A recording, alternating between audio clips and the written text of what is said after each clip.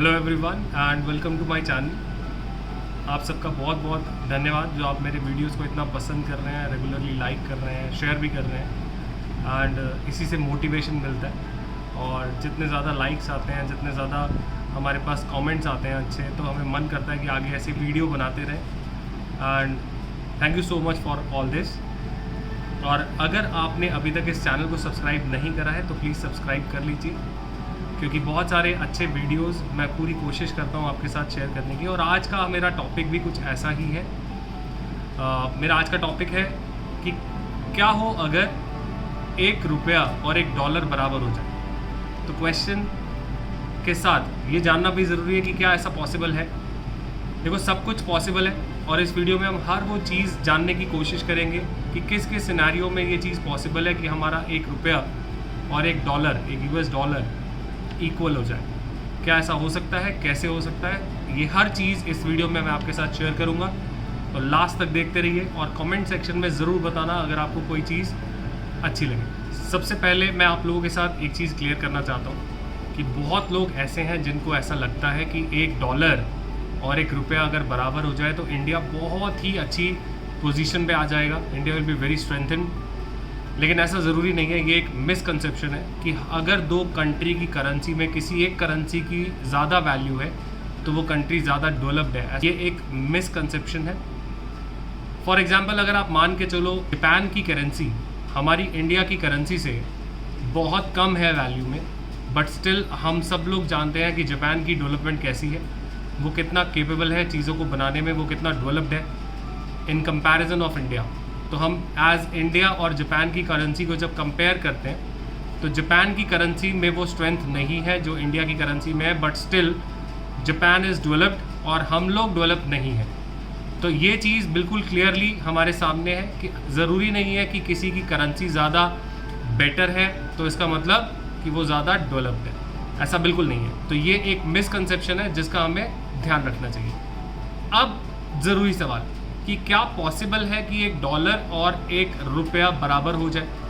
देखो, इसके लिए क्या सिनेरियो हो सकता है। अगर हम इमीडिएट इफेक्ट पे ये सब करना चाहें तो भी पॉसिबल है। फॉर एग्जांपल, अगर इंडिया एक अपनी न्यू करेंसी लॉन्च कर दे और आज बोल दे कि मान लो हमारे US डॉलर का जो रुपी का कन्वर्जन है वो ₹73 पर डॉलर है, और आज इंडिया की इकोनॉमी में एक नई करेंसी आ जाती है और आप सबको बोला चाहता है कि आपके पास जितने भी रुपीज़ हैं आप लोग पर ₹73 न्यू करेंसी का ₹1 ले लो, नेम इट सुपर करेंसी। तो आप उस सुपर करेंसी का ₹1 ले लो हर ₹73 के अगेंस्ट। तो अगर आपके पास ₹73,000 है तो आपको गवर्नमेंट उस 73,000 आपसे लेके आपको ₹1,000 उसके बदले दे दे। तो अगर ऐसा हो तो आप सबके पास आज से आपका जो US डॉलर है जो कि ₹73 का था उसके इक्वलेंट आपके पास एक सुपर इंडियन रुपी आ गया, और वो 1 सुपर इंडियन रुपी इक्वल है $1 के। ठीक है, तो अब इससे क्या होगा। अब आप सोचो कि अगर आपके पास भी वो परचेजिंग पावर आ जाए तो क्या आपकी परचेजिंग पावर बढ़ने की वजह से आप लोग इम्पोर्ट्स ज़्यादा नहीं करोगे? क्या आपके लिए दूसरी इकोनॉमी से सामान मंगाना आपके लिए चीपर नहीं हो जाएगा? हाँ, अगर आपकी इनकम लेवल भी सेम रहे, जैसे आपके पास आज आप ₹30,000 अर्न करते हो, ₹40,000 अर्न करते हो, अगर आप सेम अमाउंट ऑफ इनकम उसी सुपर करेंसी में अर्न करो तो so you will be able to purchase anything from abroad very easily, क्योंकि आपकी परचेजिंग पावर बहुत बढ़ जाएगी। लेकिन आप दूसरा कॉन्सेप्ट सोचो, इस पर एक दूसरा एस्पेक्ट सोचो इसका कि क्या इंडिया से लोग इम्पोर्ट करेंगे? इंडिया के एक्सपोर्ट्स अब कॉस्टलियर हो जाएंगे। दूसरी इकोनॉमीज़ आपकी इकोनॉमी में कोई भी चीज़ बाय करने के लिए 73 टाइम्स हायर वैल्यू की करेंसी को खर्च करेंगे तो उनकी परचेजिंग पावर कम हो जाएगी और इंडिया के एक्सपोर्ट्स कम हो जाएंगे। And India being a developing country बहुत ज़्यादा डिपेंडेंट है एक्सपोर्ट्स पे। तो हमारे एक्सपोर्ट्स अगर कम हो जाएंगे तो हमारे लिए जो मेन सोर्स ऑफ इनकम, तो इंडिया में लोग इन्वेस्ट भी नहीं करेंगे, क्योंकि इंडिया में इन्वेस्ट करने से उनको ऐसा लगेगा कि उनकी इन्वेस्टमेंट्स कम है।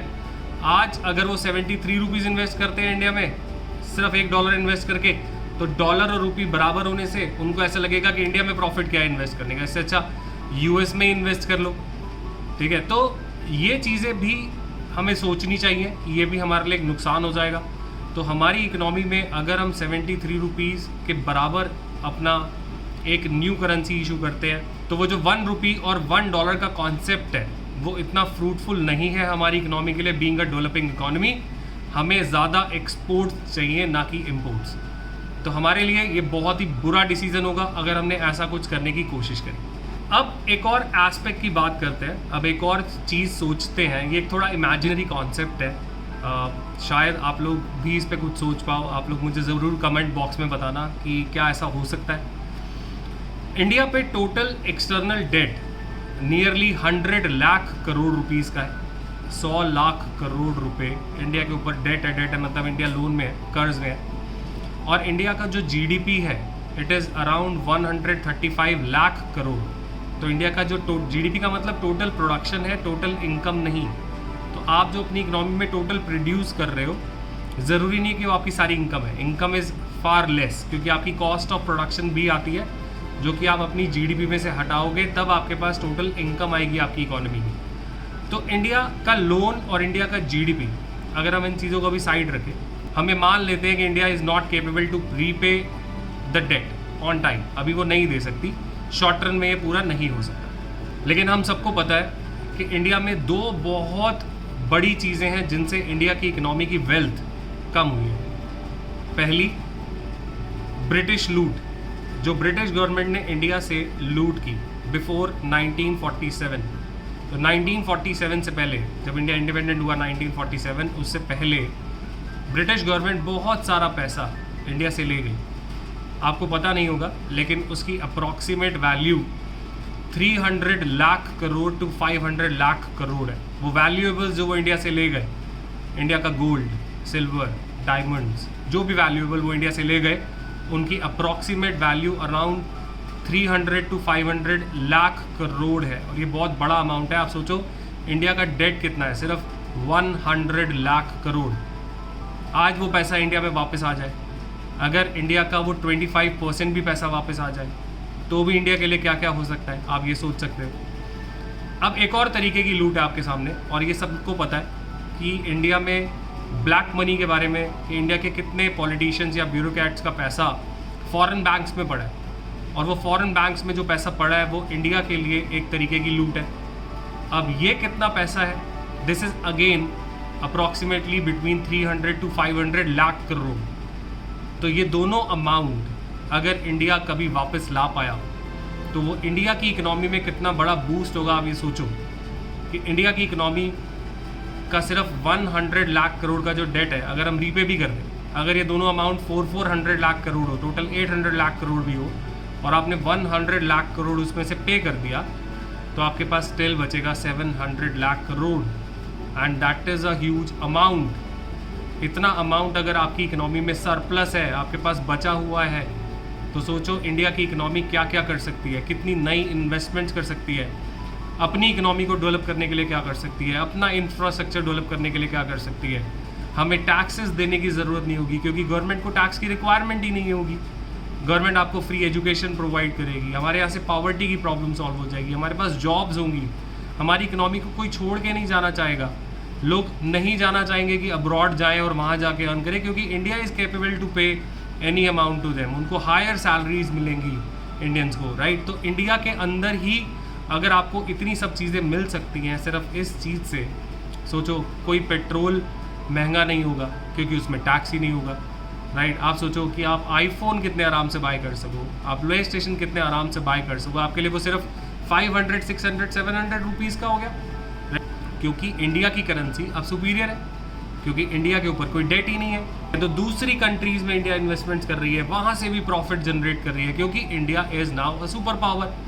लेकिन ये इमेजिनेशन हम लोग बोल सकते हैं, लेकिन हम प्रे कर सकते हैं कि शायद कोई ऐसी गवर्नमेंट आए और जितना मैंने आपसे बोला, अगर इसका 10%, 20% भी वापस ला पाए, तो India will be debt free. हम एटलीस्ट अपने आप को रीस्ट्रक्चर कर पाएंगे, नए तरीके से सोच पाएंगे। एंड आई बिलीव कि ऐसा करने के लिए कुछ बड़ा टास्क नहीं है, इसको करने के लिए किसी भी एक गवर्नमेंट को एक अच्छा एफर्ट चाहिए, वो भी 4, 5, 6, 7 ईयर्स। बस अगर ये 4 से 7 साल एक अच्छी गवर्नमेंट आ जाए और अच्छा काम इस डायरेक्शन में कर दे, तो आई बिलीव कि ये सब पॉसिबल है।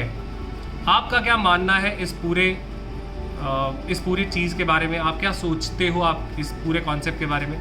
क्या ऐसा पॉसिबल है? प्लीज़ बताना मुझे कमेंट सेक्शन में। और अगर आपको ये फैक्ट अगर आपको नहीं पता, तो 1925 जब इंडिया ब्रिटिश रूल के अंडर था, तो इंडिया की currency was better than US dollar. 1925 में इंडिया की करेंसी की वैल्यू US डॉलर से ज़्यादा थी।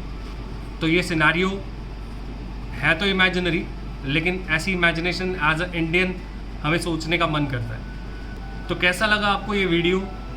आप ज़रूर बताइए कमेंट सेक्शन में। एंड मेरे ऐसे ही वीडियोस अलग अलग टॉपिक्स पे I will be publishing soon on this channel. Subscribe ज़रूर कर लेना अगर आपने अभी तक नहीं करा, एंड ज़रूर शेयर करना अपने फ्रेंड्स के साथ अगर आपको ये वीडियो पसंद आया। Thank you so much.